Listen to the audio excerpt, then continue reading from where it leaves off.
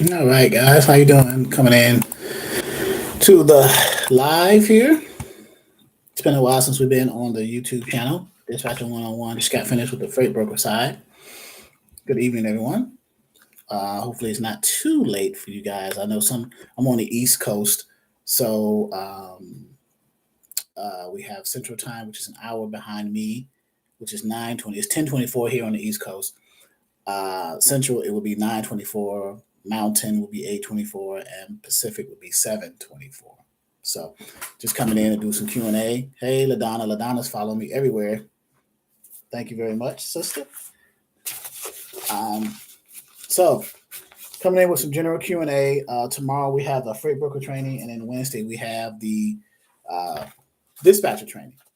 So, busy week, trying to keep abreast with everything.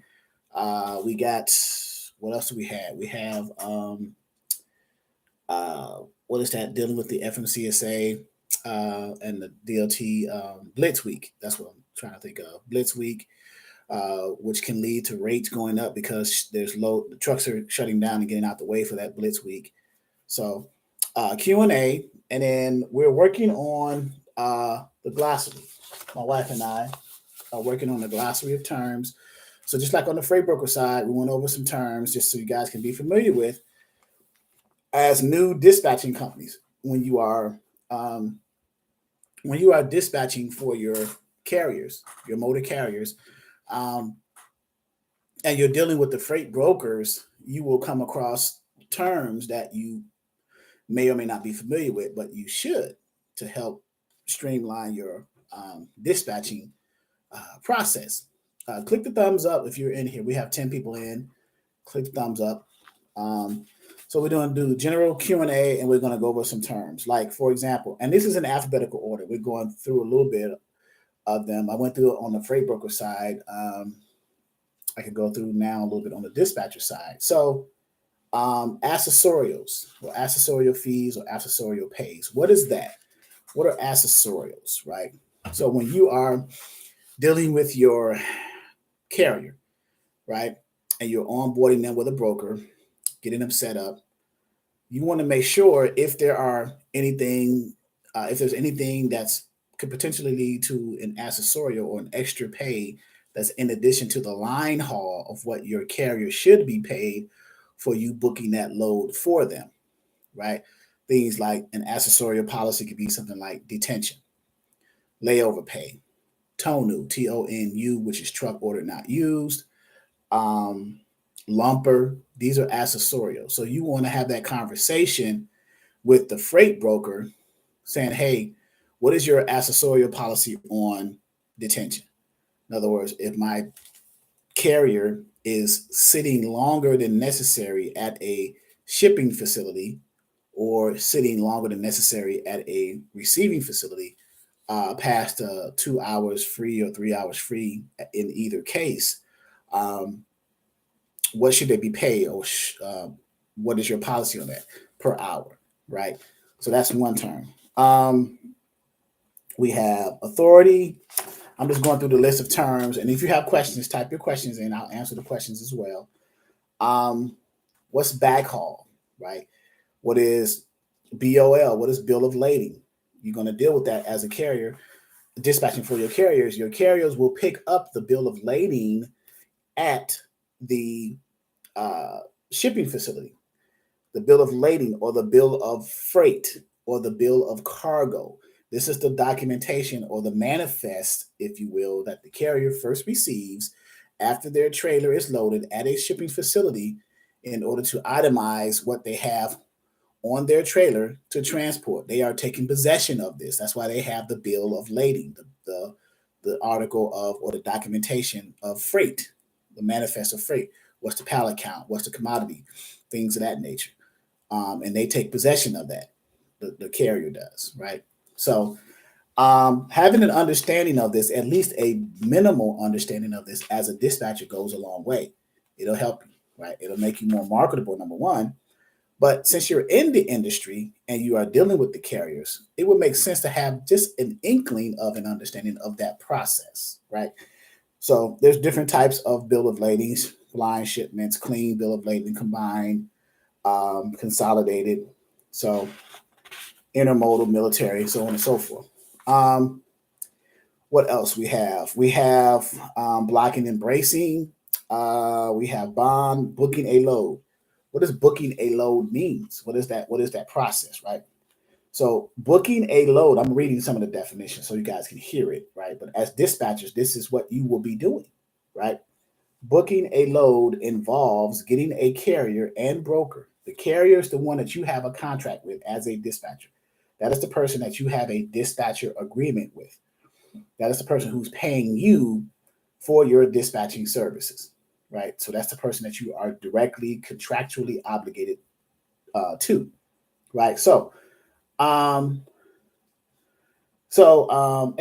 so booking a load involves getting a carrier and broker, the freight broker, the person you're getting the freight from, to agree to take a load at an accepted rate, right? So your job is the intermediary in that process as a dispatcher, right?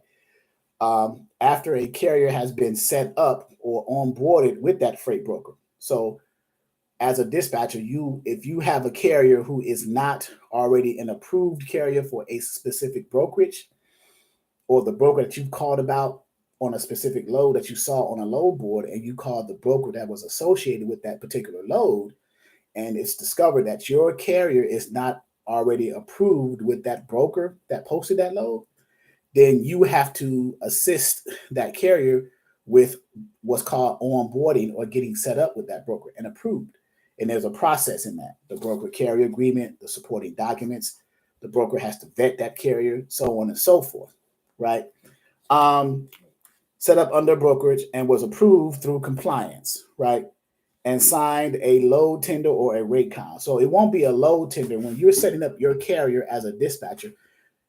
After you get them approved, you're not signing a load tender. Load tenders apply to the broker shipper relationship. What we do is what's called rate confirmations. So brokers take the load tenders from the shippers and sell them to the carriers in the form of what's called a rate confirmation, because brokers have to take their cut off the top to make their money. That's how brokers make their money. Hello, Charles. Thank you for this. I was just telling my brother that I need a glossary to be more familiar with the terms. You're welcome. So there's other terms. Broker. What is a broker? So as a dispatcher, this is the person that you're going to be dealing with a lot on behalf of your carrier with whom you are dispatching for. Remember, you are contracted with the truck driver, the carrier, the owner operator through the dispatcher agreement. That's what locks you in with the carrier. But the most common person you're going to be dealing with on behalf of your carrier is the freight broker, the person who you see on the load boards that posted the loads for sale to truck drivers. And you may have saw a specific load that met the requirements or the carrier profile of your carrier, and you want to inquire about that load. So you call the broker that's associated with that posted load. And now you start that conversation, right? So the broker is the person who's the intermediary, the one who arranges the transportation, and they give the loads or sell the loads or negotiate the loads with you, because you are representing your truck driver, your carrier, as a dispatcher, and that's your job. And you will learn how to do that, right, over time. Capacity, right? I'm just going through some terms, and this is alphabetical, and we're going to have a new glossary out in the next week or so. So I'm just giving you some terms. Carrier invoice, carrier packet. What is the carrier packet? Carrier lien. Certificate holder. I went over this in the broker side a few minutes ago. Certificate holder. So when you, the dispatcher, call a freight broker to book a load for your carrier, right? And you're getting the carrier set up and onboarded and approved for that specific broker.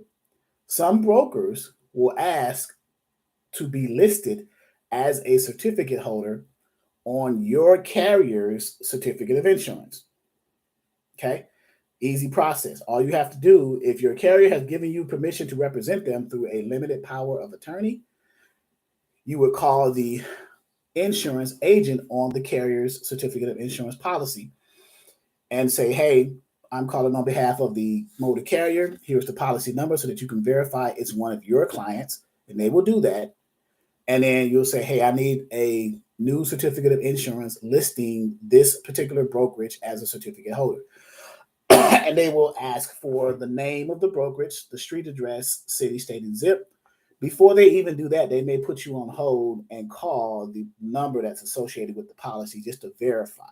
They'll say, hey, we're calling you. We know you are our client, Mr. Carrier, but someone's calling us now asking for a certificate holder, certificate insurance on your behalf. And you'll probably say, and the carrier might say, yeah, that's my dispatcher. Go ahead, and they have my permission or whatever, right? So don't get upset by that, because they're just doing their job. Okay. So other terms: chassis, chargeback chains, claim.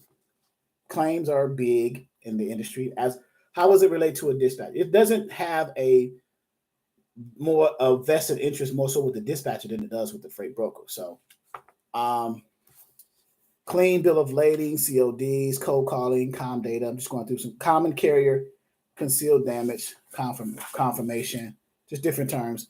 Contingent cargo. So when you are getting as a dispatching company, as a dispatching service, independent dispatcher, as you are getting your truck drivers, carriers, owner operators set up with you contractually through a dispatcher agreement and a dispatcher packet, you're going to send them a dispatcher agreement. In your dispatcher packet, there's 3 documents: dispatcher agreement, carrier profile, limited power of attorney, right? You structure those and you tweak our templates in our program if you happen to be a member, and send that to the carriers, right? They fill them out and return it to your dispatching service, right? The limited power of attorney, that has to be returned notarized, right? In addition to that, you also want the carriers to send you copies of their credentials or their supporting documents, their onboarding documents. What are those? And why do you, as a dispatcher, need them? So, number one, it is a copy of their operating authority, their MC certificate, because you need to know that this person who says they are a carrier has the authority governed by DOT and the FMCSA, Federal Motor Carrier Safety Administration, to legally transport freight all around the country. And that's what the certificate says and does. The MC authority. We call it the MC authority letter, but it literally says MC certificate on there. Okay, that's number one. Number two, certificate of insurance. So not only do they have to have the authority to legally transport freight, but they need to be insured to cover what they have the authority to transport, right? So you have to have authority and you have to have the coverage to transport it. And then number three, the W-9, which says that they have an EIN number. They are a legitimate company with a tax ID number, right? An EIN, an employer identification number, attached to their company, their trucking company. Because remember, you are a business as an independent dispatching company. They are a business as a trucking company. You guys have come together and fused a contractual relationship, the dispatcher agreement, right? So now you are working for a fee to keep their trailers loaded and make your money, thus making them money, thus making you money, right? So it's a business transaction, guys. It's also a relationship. The number one thing in this relationship between you and that motor carrier that you're going to be dispatching for is effective communication, right? Being on the same page. That channel, that line should be live all the time, okay? So those supporting documents: MC authority certificate, certificate of insurance, W-9. There's a fourth one that's optional, just a credit application that's from the factory company, but we'll get into that a little bit later. Well, the reason I went over all that is because on the certificate of insurance, the policy coverages are cargo, right, and liability. Cargo for the carrier is minimum 100,000, and for liability coverage, minimum 1 million, right? So those are the things that you have and you get these copies of these from the carriers when they return the dispatcher packet, and all of this in your possession as a dispatching service Why do you need it as a dispatcher? Because every broker that your carrier is not set up with, that you want your carrier to be set up with so that you can move loads for that broker, requires these documents in order to properly onboard them and approve them and vet them so that you can book the loads for them. Okay. So knowing that, would it not make sense as a dispatching service company to have these documents in your possession prior to starting the process of dispatching for that carrier? That, yes, to answer the question, yes. That way, you do not have to chase the carrier down for every piece of document you need. Hey, I'm about to book this load over here. I need a copy of your MC authority. Or, hey, I'm going to book that load over there. I need a copy of your certificate of insurance. Well, if you have all the documents in your possession, those two instances will be eliminated. You wouldn't have to contact them, and your process and transition will be a little bit smoother as a dispatching services. Your workflow, if you will be a little bit smoother, right? So, what other terms? Contraband.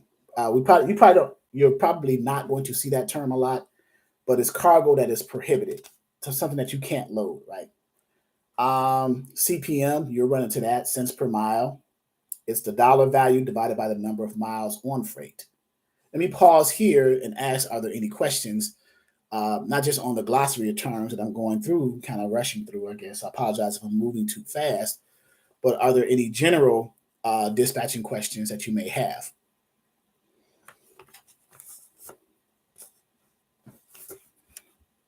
All right.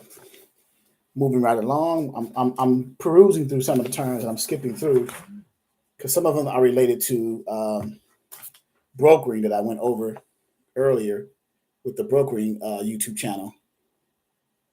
So, and I'm actually multitasking, so forgive me. So DAT, that's a load board. It stands for dial a truck. Deadhead or deadhead hours or deadhead miles. Deadhead is how far the driver is willing to drive their trailer, their empty trailer from where they are currently located, their 20, to a pickup location at the shipper, right?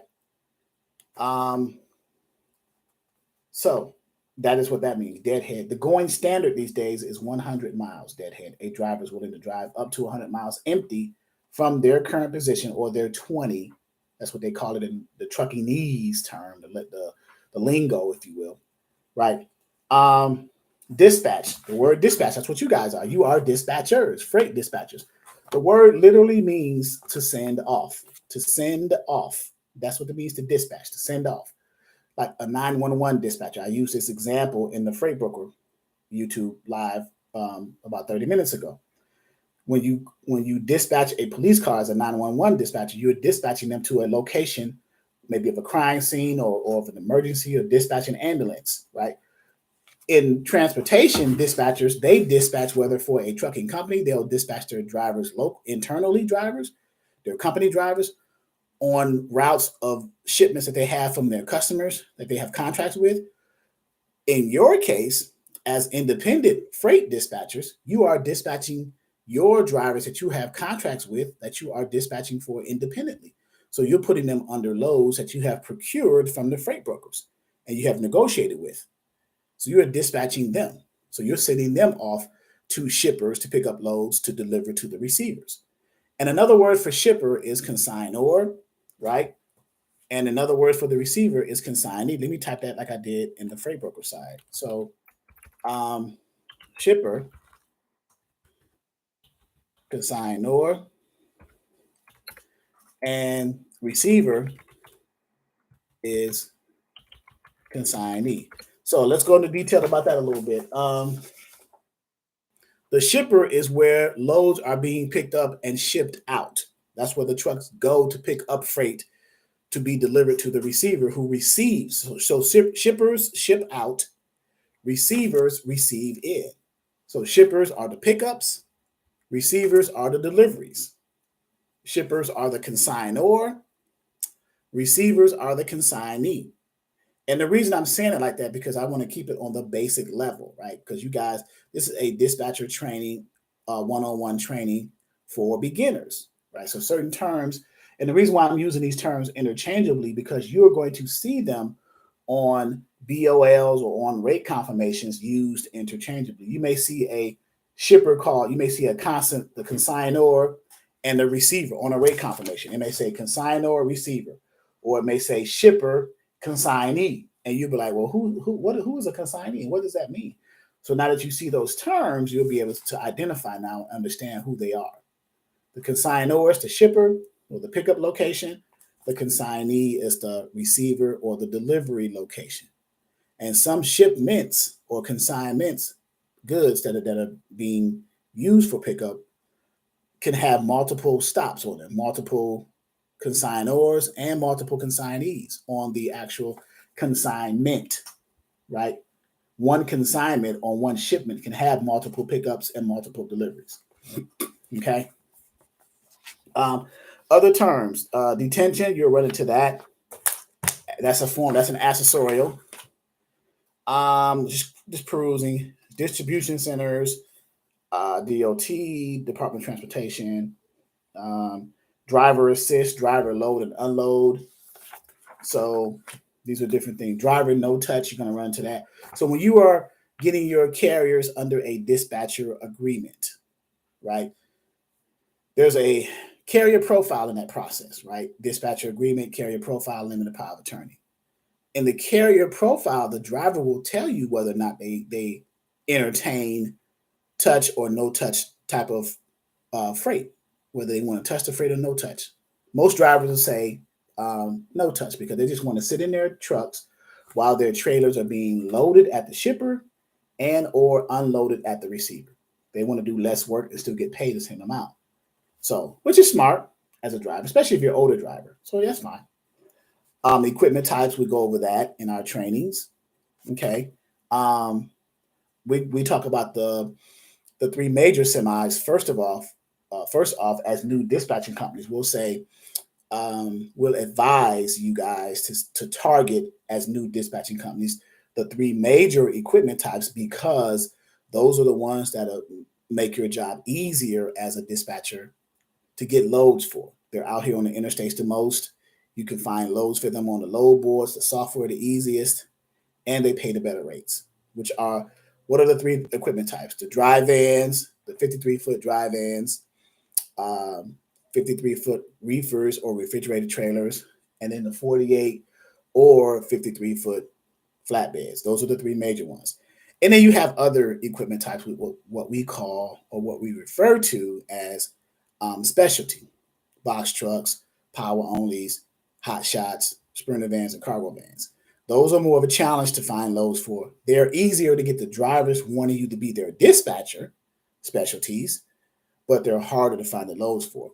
If you flip that, the three major equipment types are a challenge to get the drivers for, but once you get them, they're easier to find the loads for because they're out here on the boards the most. So as a dispatching service company, independent, you would have to ask yourself which situation would you prefer to be in? And our advice is the three major semis. So dry van, flatbed, and reefer. Okay. Are there any questions now as we're going through this? I'm just perusing through the glossary a little bit. I don't want to take up too much of your Monday evening. Factoring, flatbed terminology, FMCSA. The FMCSA, you're going to be familiar with that. They are the governing body. They are an agency under the Department of Transportation. FMCSA stands for Federal Motor Carrier Safety Administration. Their primary goal is to reduce fatalities, crashes, injuries, things of that nature involving large trucks. So they're big on safety and compliance. So, right. Freight bill, freight forwarder, fuel surcharge. So we're just going through these certain things.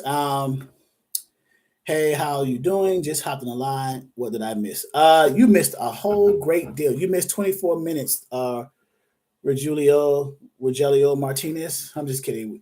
It's live and it'll be on the YouTube channel, so you can go back and play through. It's not a big deal. We were just doing some Q&A, going through some glossary terms that we're going to have a new glossary in our portal for our members, our students. I'm also mentioning too that we have if you're going to be in the Virginia, the Hampton Roads, 7 cities area, Virginia Beach, Norfolk, Chesapeake, Suffolk area, at any time, we have a facility now that we are leasing, a 1,907 square foot facility where we're going to be doing live in-person weekend trainings, high levels, not like the ongoing training online. You'll get a high level overview of it so that you can decide if you want to come into the ongoing online training 90 days. But this is weekends, 2 hours on Saturday, 2 hours on Sunday, quizzes, certificates, things of that nature, in person with me in my conference room. I can seat about 30 people comfortably. We're still setting that up. We're pushing for the first week of June, but we're not getting as much traffic right now.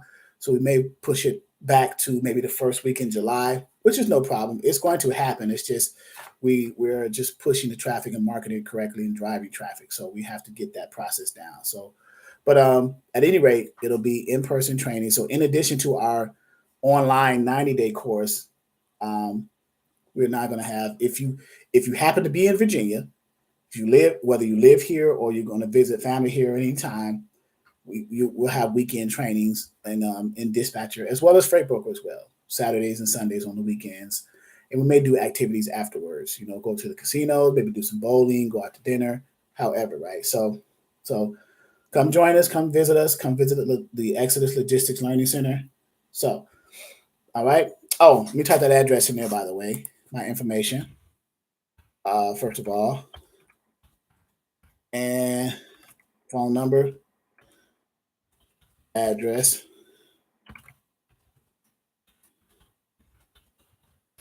and the email address, and then the address of the Exodus Logistics Learning Center.